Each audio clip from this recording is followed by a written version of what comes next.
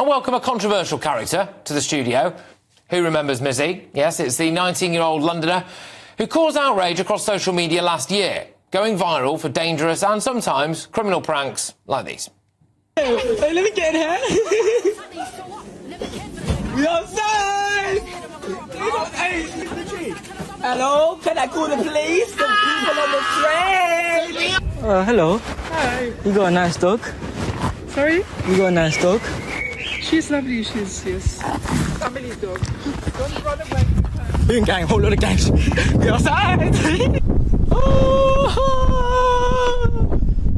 Hey. What, she got on the hill, fam? She actually got on the hill? Oh, that's crazy, man. After combative interviews with Piers Morgan and BBC Newsnight, Mizzy was sent to prison in November after breaching an earlier court order that banned him from filming people without their consent. But since his release, the troubled teen is now trying to turn his life around, enrolling at college in a construction course and promising to do more to make his young child proud. Mizzy, thank you very much for joining us here in the studio on GBNews. How are you? Thank you very much, Patrick, and well, thank you for inviting me on GBNews. I'm very fine, thank you. How are you? I'm good. Thank you very much for coming in. Now, look, I do just want to ask you a bit about... Start with the positives. So, what you're doing right now, you're on some kind of construction course and things like that. Do you want to just tell us a little bit about that? So when I came out of jail, like, obviously when I was in jail, I had decisions to make and I was realising that I have to make right for my child. So I had a notepad and I was writing down ideas and stuff, plans that I was going to make when I come out of jail.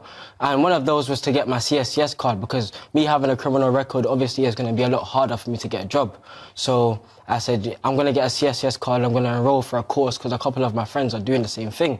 So I decided, yeah, I'm going to get this course, I'm going to get 50, I was going to pass it, and I did pass it, I got 50 out of 50, passed my construction course, and I got my CSCS card. That's one of the plans that I wanted to make. Good, and you were sent to prison. Look, what was that like? Was that a bit of a wake-up call for you? I mean, how long were you in there for as well? So I got sentenced to 4 months, basically, and in the UK, obviously, you do half of your sentence if it isn't a violent crime. So I was meant to do 2 months, but I got out in a month for good behaviour because I didn't really do enough. I was just sitting in my cell reading books. What was it like for you in prison? Obviously, me being quite known, everyone just came up to me, they wanted to speak to me, they wanted to understand why I was in jail, because obviously my pranks weren't too violent, they weren't too vicious, they were quite harmless. So for me to be in jail for my pranks, people were questioning and asking me. So a lot of people just tried to talk to me, understand where I'm coming from. And to be fair, jail wasn't too bad, but I would never recommend jail. I didn't even recommend jail, because why would I recommend jail? But jail was not a place to be. And when I was in jail, it made me realise more that I had to change my life around so I didn't come back into jail, because that's not a place where I want to keep myself in. Now, you did say a phrase there that your pranks weren't too harmless. I think we have played a couple of clips of some of them already, and we do have a couple more as well. There were some quite shocking things, really. You went into someone's house, you went into a couple of people's houses. We've got a little clip of it now. Let's just take a little look at. Let's go. So you're in someone's house there. What we can't hear now is that people were very, very scared. There was also one where you stole an elderly lady's dog as well. How do you feel looking back at those things now? So looking at back, like, I don't like looking back at them, because to me they're a constant reminder of the negative things that I've put into the world. Like, it's a constant reminder of my past and I still bear the consequences of my actions. So looking back at them, it's a constant reminder of the bad that I've put in. And I hate looking at my old videos, because it's like a stage in my life where I was quite unstable and I didn't have a support system around me to guide me in the right direction. So I was just doing whatever I wanted to do because of the way I grew up and the surroundings I was in. Do you regret it?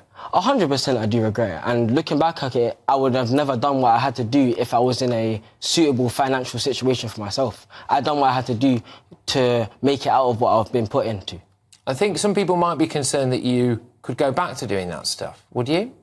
100% no, because I've already learned that what I've done is going to have consequences. All I've done, like, I've been to jail twice, I've gotten sectioned, I've been through the system so many different times in so many different ways, and I'm still here as a sane, calm, collective person.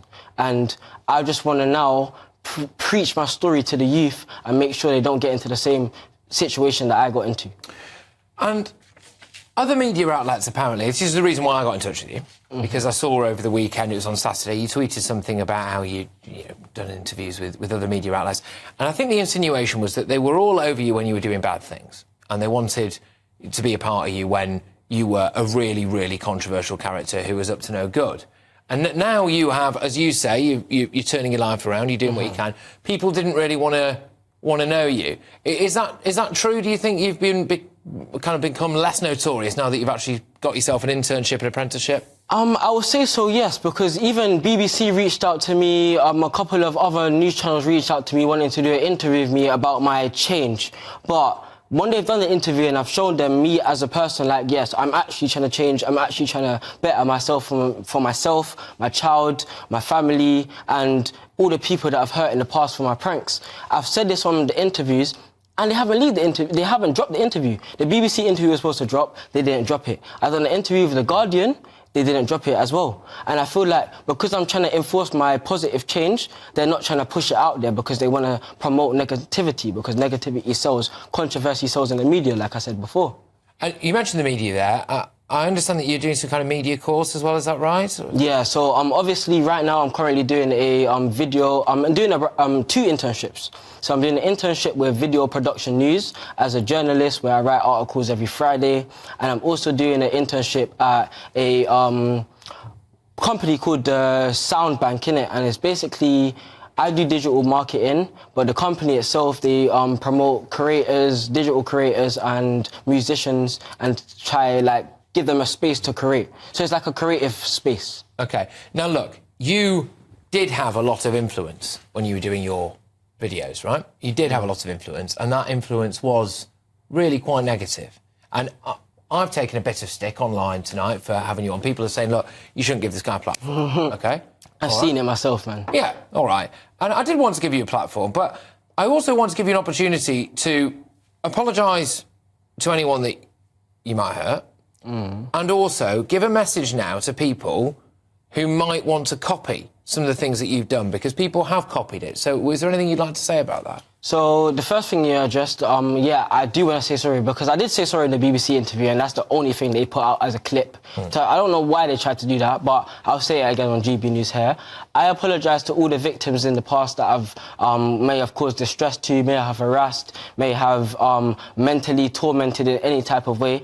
I apologise to them because I didn't mean to do that, and I was just having fun at the moment, but I didn't realise that it would have negative repercussions and negative effects on their psychological way of thinking. So I apologise for that. And also, the one thing I have to say to young people is social media isn't real. What I've portrayed to the guys on the internet is that I'm this cool, oh yeah, we outside, I don't give two shits. I don't know if I'm sorry. Carry on. I don't give a toss about anything. But me as a person, I really do care. And for people I don't really read comments on the internet, because if I was to do that, I would probably go into a depressive state.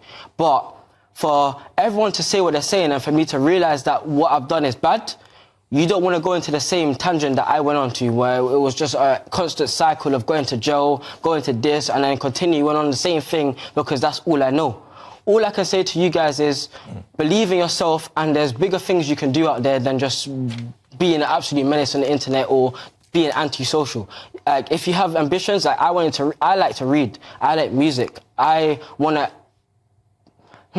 to go deeper into my passion so I understand me as a person and not what other people think I am. Well, look, that's what I really have to say. You've got a big opportunity ahead of you because you're young, OK? You are an articulate young man. You are obviously intelligent as well when you talk like this. And I really hope for your sake and for the sake of a lot of people who did take a negative influence from what you did initially, that you really don't go back down that route, because I think you've got the potential now. You've got a bit of a platform and you've got everything going for you. You could make a real positive change. Because that route that I went down isn't the route for me. Obviously, I have a child as well, and I have to be there, not just for me, but for my child, for my child's mother, for my mother. I have to be there for a lot of people. It's not just me. So I need to put in the work and show the results. Don't mess it up. 100%. All right. Look, Mizzy, thank you very much. And just a quick apology for a bit of fruity language there, but, you know, we're all adults here, aren't we? So, look, Mizzy, thank you very much, and good luck, OK? Thank you, Patrick.